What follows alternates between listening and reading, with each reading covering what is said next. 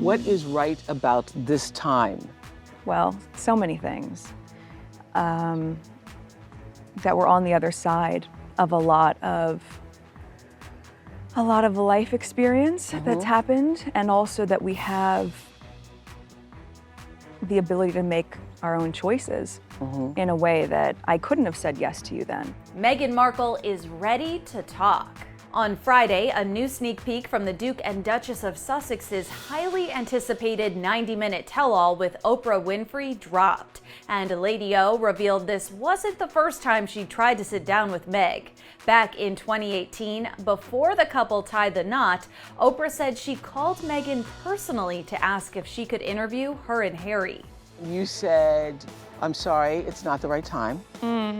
And finally, we get to sit down and have this conversation. Well, I remember that conversation very well. I wasn't even allowed to have that conversation with you personally, right? There had to be people from the comments sitting there. Everything was... There were other people in the room when I was having that conversation. Yeah, you turned me down nicely and said, perhaps there will be another time when there's the right time. And Meghan says the right time is now. We're on the other side of a lot of life experience that's happened, and also that we have the ability to make our own choices in a way that I couldn't have said yes to you then. That wasn't my choice to make. She goes on to imply that Buckingham Palace had extreme control over her actions and the things she said. As an adult who lived a really independent life, to then go into this construct that is different than I think what people imagine it to be. It's really liberating to be able to have the right and the privilege in some ways to be able to say yes, I'm and to I'm say ready it to for talk. yourself. To say it for and yourself. not to have to consult with anybody at this point. Yeah, to be able to just make a choice on your own and just be able to speak for yourself. This new clip comes just days after an article was published by The Times claiming that Meghan bullied her royal aides. The Times newspaper has reported that the Duchess allegedly bullied 2 members of her household staff out of Kensington Palace and made the life of a 3rd member of staff almost unbearable. Those are the allegations. They are strongly refuted by the Duchess of Sussex, who says she didn't bully anyone out of the palace.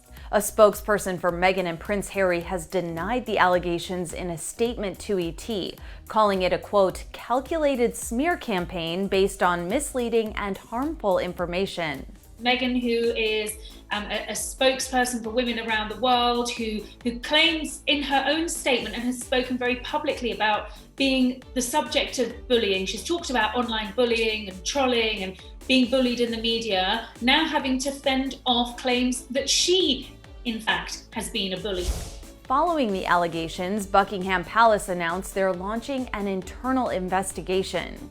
While I think it's very unlikely that the palace is behind this, because this doesn't serve them well either, clearly there is a member of staff or a former member of staff who is disgruntled and who wants to have a different version of events put out there. But on Thursday, some of Meghan's closest friends and celeb pals came to her defense. Suits writer John Cowan described his experience working with her on the series, tweeting that she was a warm, kind, caring person.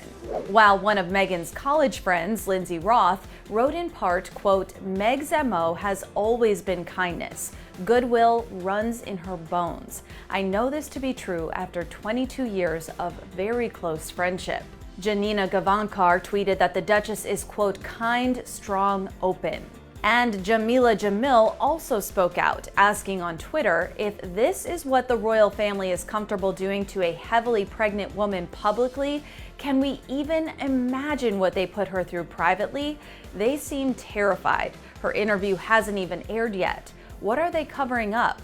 The stench of their desperation is rotten.